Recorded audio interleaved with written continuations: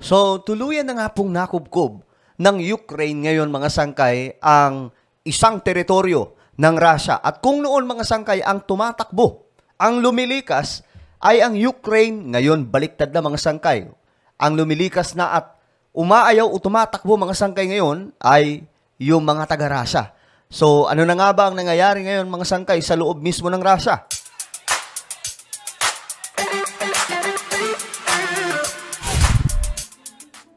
So, isang masalimuot mga sangkay na panahon ngayon ang nangyayari sa bansang Russia. Kaila Putin sapagkat napasok na po sila ng malakas na puwersa ngayon ng Ukraine. So, ayan, ang makikita niyong video, napapanood po natin ngayon yung mismong situation sa loob ngayon ng Russia. Na kung saan, napasok nga po nitong Ukrainian. Ang tanong dito, ligtas ba itong mga sundalo ng Ukraine sa loob? O baka naman patibong lang po ito ng Russia? Okay? Well, tingnan po natin.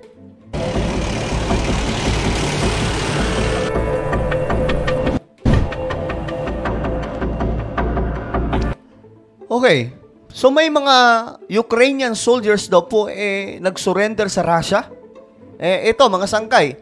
Mula po ito sa Times of India, ayon po sa report na dozens of Ukrainian soldiers surrender to Russian army.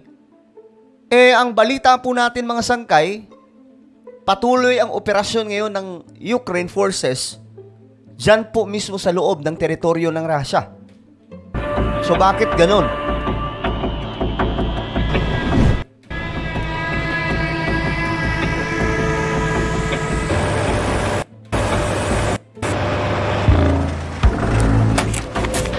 A unit of 24 soldiers from Ukraine's 22nd Separate Mechanized Brigade sumuko daw po sa Russia. So ano ang nangyayari?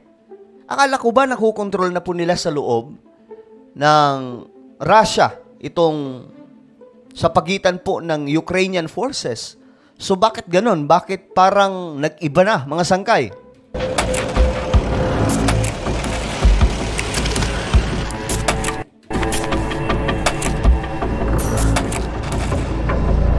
Ito. The surrender occurred near the village of Kumarovka in the Kursk region. So ito pa rin yun mga sangkay, ito pa rin yung teritoryo na mismong napasok nitong mga puwersa mula po sa Ukraine. So anong nangyayari? Napatibong ba sila ng Russia? Nabitag ba sila?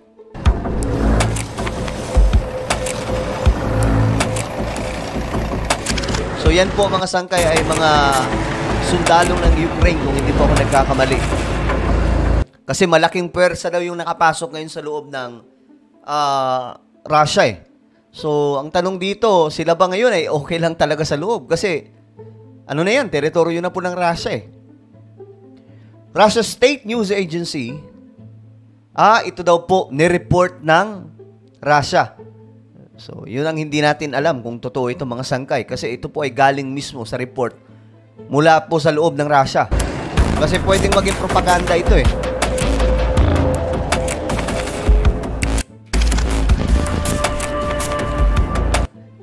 Ang isang representative ng Russian Security Forces ay kinumpirma din daw po itong pangyayari.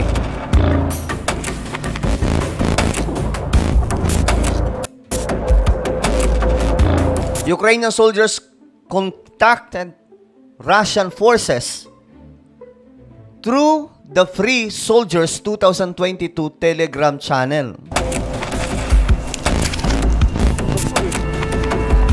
Kailangan. Oh my goodness. So naging patibong lamang ito mga sangkay ha. Ayan oh. The Russian Defense Ministry reported Ukraine has lost 2,860 na troops. Trupang militar po ito sa loob mismo ng teritoryo ng Russia kasi pinasok po nila eh. So mukhang ito na po mga sangkay, mukhang pumalag na po ang Russia kasi nakaraan, sila po yung tumatakbo, di ba? Sila po yung umalis. Ngayon mga sangkay, pinalikas po nila yung mga tao doon. Ito na po ang nangyayari. Binabaliktad na po ng Russia. Kaya sabi ko nga mga sangkay, ito po ay digmaan.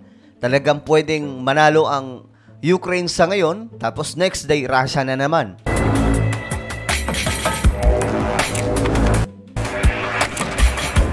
Yan o, 41 din po ng mga tangke. Pandigma ng Ukraine ay nasira po mga sangkay sa loob ng rehiyon nitong Russia.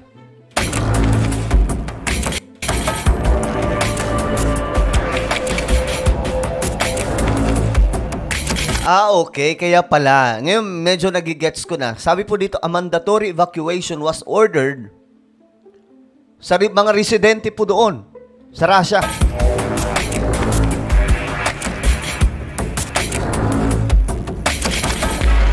So, ang pagkakaintindi ko dito mga sangkay, kaya gumawa po ng isang utos mula po sa Russia na lumikas lahat ng mga Russian sa rehiyon na ito para po makapag-operate itong mga kasundaluhan nila nang wala po doon yung kanilang mga kababayan. So, yun po yung pagkakaintindi natin kung bakit po pinalikas nitong puwersa ng Russia, itong kanilang mga, yung komunidad mismo ng Russia sa loob po ng rehiyon na ito. Yan o. Russia says its forces destroyed multiple Ukrainian military vehicles sa Kursk.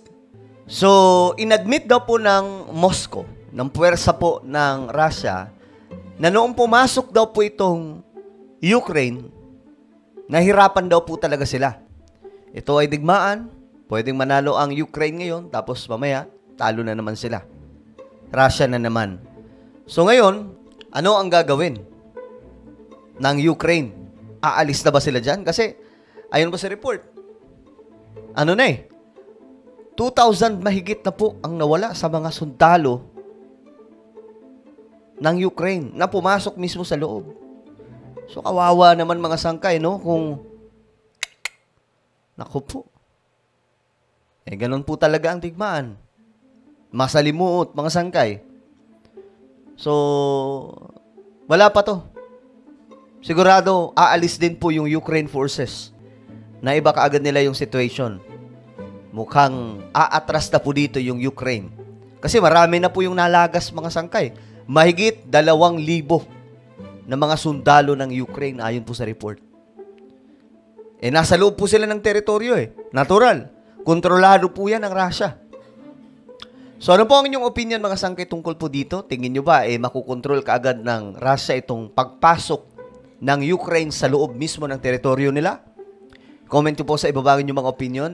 Mayroon po akong isang YouTube channel. Ito po ay Sangkay Janjan Daily. Hanapin nyo po ito sa YouTube. Then, click the subscribe, click the bell, and click all. So, ako na po ay magpapaalam. Mag-iingat po ang lahat. God bless everyone.